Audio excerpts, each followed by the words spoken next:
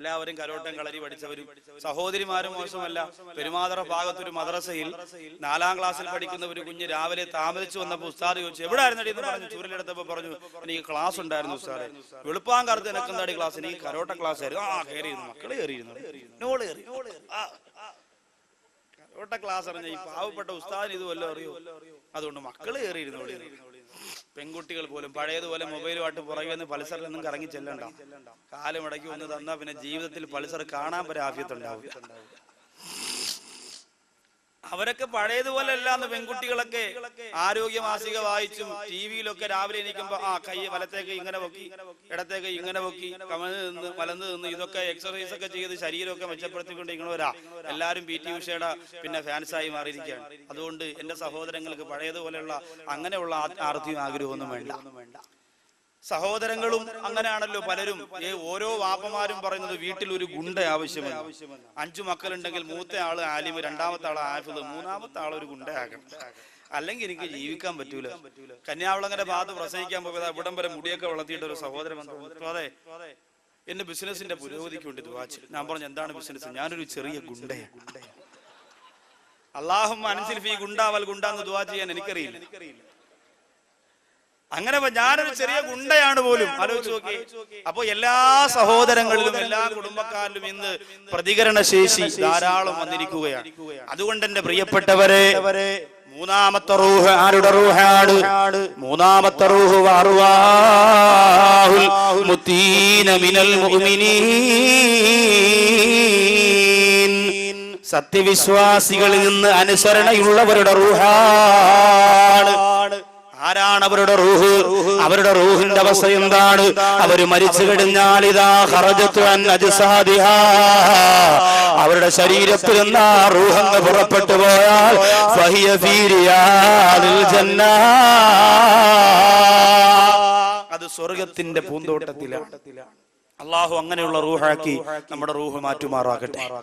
ഈ ദുനിയാവിൽ നമ്മൾ മരണപ്പെടുമ്പോൾ നമ്മുടെ ഭാര്യ കരയുന്നു, മക്കൾ കരയുന്നു, കുടുംബം കരയുന്നു, ബന്ധുക്കൾ പൊട്ടിക്കരയുന്നു. അങ്ങനെ കരഞ്ഞുകൊണ്ടിരിക്കുമ്പോൾ നമ്മുടെ ശരീരത്തിൽ നിന്ന് പുറപ്പെടുന്ന നമ്മുടെ റൂഹ് ഫീ റിയാദിൽ ജന്ന, സ്വർഗ്ഗത്തിന്റെ പൂന്തോട്ടത്തിലാണ്.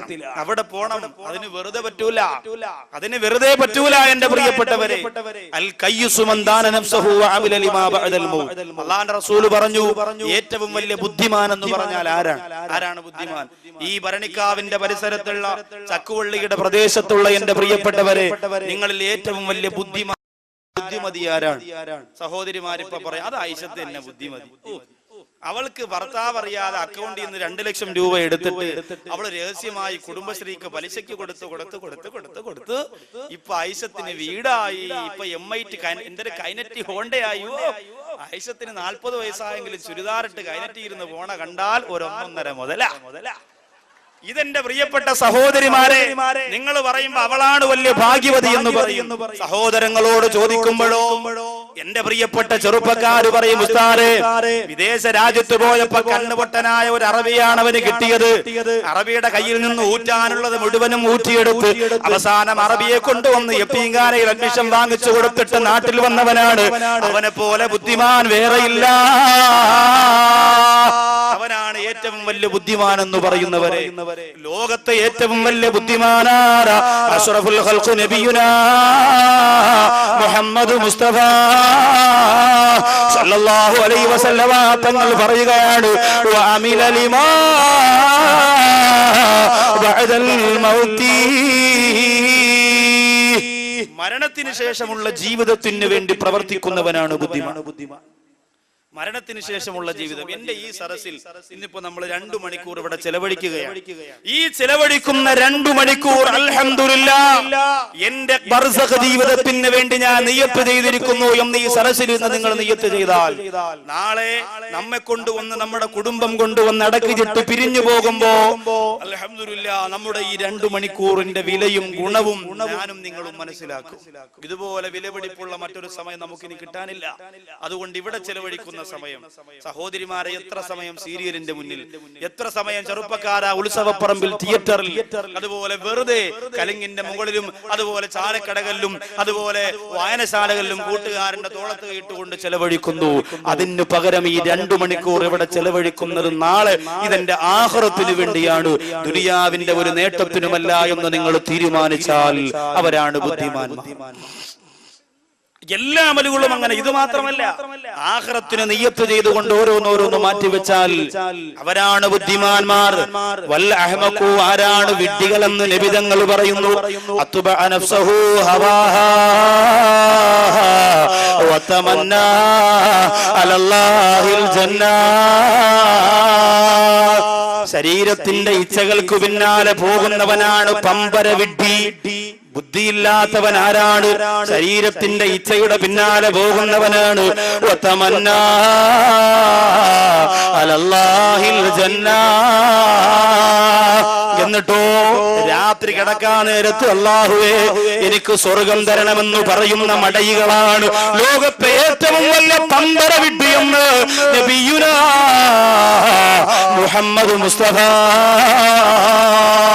സല്ലല്ലാഹു അലൈഹി വസല്ലമ തങ്ങൾ പറയാ, എന്ത് തെമ്മാടിത്തരവും ചെയ്യും. കള്ളിന് കള്ള്, പെണ്ണിന് പെണ്ണ്, സിനിമയ്ക്ക് സിനിമ, ഗാനവിളക്ക് ഗാനവിള, ഇതെല്ലാം ചെയ്തിട്ട് രാത്രി കിടക്കാൻ നേരത്ത് അവസാനത്തെ സീരിയലായ നിലവിളക്കും കൊലവിളക്കും എല്ലാം കണ്ടിട്ട് അല്ലാഹുവേ എന്നെ കാക്കണേ പടച്ചോനെ എന്ന് പറഞ്ഞ് കിടക്കുന്ന പെണ്ണാണ് മന്ദബുദ്ധി എന്ന് നിബിധങ്ങൾ പറയുക. നമ്മളെല്ലാവരും അങ്ങനെയല്ലേ, എല്ലാം കണ്ടു തീർന്ന് ഒരു വക്കത്തിൽ നിസ്കരിച്ചില്ലെങ്കിൽ കിടക്കാൻ നേരത്ത് അല്ലാ റസൂലേ ഇത് പറഞ്ഞേ കിടക്കും. ഇവരാണ് മന്ദബുദ്ധികൾ എന്ന് പറഞ്ഞാൽ അങ്ങനെയെങ്കിലും പറഞ്ഞുകൊണ്ടിരിക്കുന്നത് അങ്ങ് മാറ്റണോന്നല്ല ഈ പറഞ്ഞതിന്റെ അർത്ഥം. അപ്പോഴെങ്കിലും അല്ലാഹ് വിളിക്കുന്നവരും അപ്പൊ അതും പറഞ്ഞുകൂടെ, അത് തെറ്റാണെന്ന് ഉസ്താദ് പറഞ്ഞ എങ്കിൽ നാളെ അതും പറയണം. അങ്ങനല്ല പറഞ്ഞത്, മറിച്ച് പകല് സമയത്തൊന്നും അങ്ങനെ ഒരു ചിന്തയില്ല, കിടക്കാൻ നേരത്തെങ്കിലും ആ ഒരു ചിന്ത വന്നു. അങ്ങനെ വെറുതെ അങ്ങനെ ഒരു ചിന്ത വരുമ്പോ അള്ളാന്ന് വിളിക്കുമ്പോ അള്ള കാര്യങ്ങളെല്ലാം നടത്തി തരുമെന്ന് ഉറപ്പുള്ളവരെ, അങ്ങനെയുള്ള മടയികളാണ് ലോകത്തെ ഏറ്റവും വലിയ മന്ദബുദ്ധികളും അല്ലാഹുവിന്റെ റസൂൽ പഠിപ്പിക്കുമ്പോൾ വഅർവാഹുൽ മുതീന മിനൽ മുഅ്മിനീൻ, വിശ്വാസികളിൽ നിന്നും അനുസരണയുള്ളവരുടെ റൂഹായി നിങ്ങളുടെ റൂഹ് മാറണോ. അനുസരണ എന്ന് പറഞ്ഞാൽ എന്താണ്? നിങ്ങളുടെ റൂഹ് സ്വർഗത്തിന്റെ പൂന്തോട്ടത്തിൽ പോകുമോ എന്ന് നിങ്ങൾ തന്നെ തീരുമാനിക്കുക.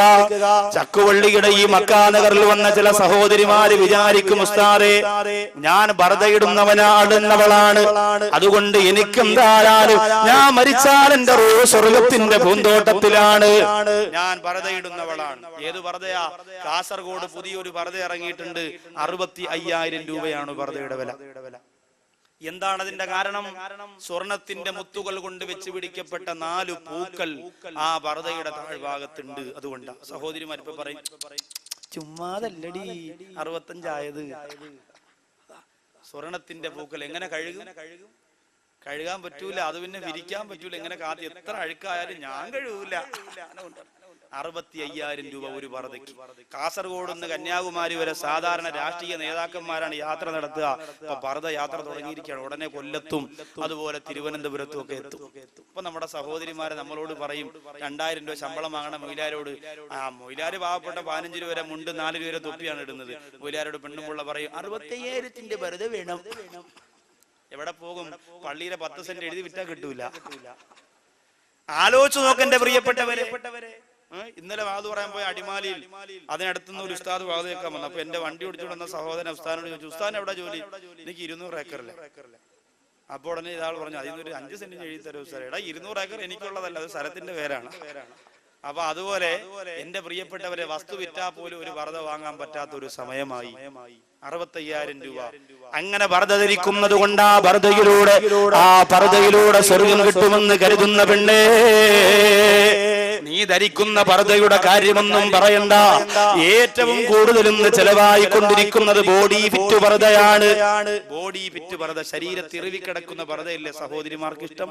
പിന്നെ തലമറപ്പോ 3 മോഡലാണ്. ഇതെല്ലാം ഞാൻ ഇവിടെ സദസ്സുകൾ കാണിച്ചു കൊടുത്തതാണ്. ആദ്യത്തെ മോഡൽ എങ്ങനെയായിരുന്നു? ആദ്യം തലമറച്ച മോഡൽ ഇതാ ഇങ്ങനെ ഞാൻ കാണിച്ചു. DPP വാള തലയുടെ ഈ പകുതി ഭാഗത്ത് ഇങ്ങനെ ഷാലിട്ടിരുന്നു പറയുന്നത്. പകുതി ഇങ്ങനെ. ആത്തമാരൊക്കെ എഴുന്നേറ്റ് നോക്കാണ്. ഉസ്താദ് കാണിക്കുന്നത് കറക്റ്റ് ആണെന്ന് അറിയാനാ. പകുതി ഇത്ര പകുതി പുറത്താണ്. രജനീകാന്ത് മോഡൽ പകുതി മുടി ഇങ്ങനെ വിളി. ഇത് കഴിഞ്ഞിട്ട് രണ്ടാമത്തെ മോഡൽ എങ്ങനെയായിരുന്നു അറിയോ?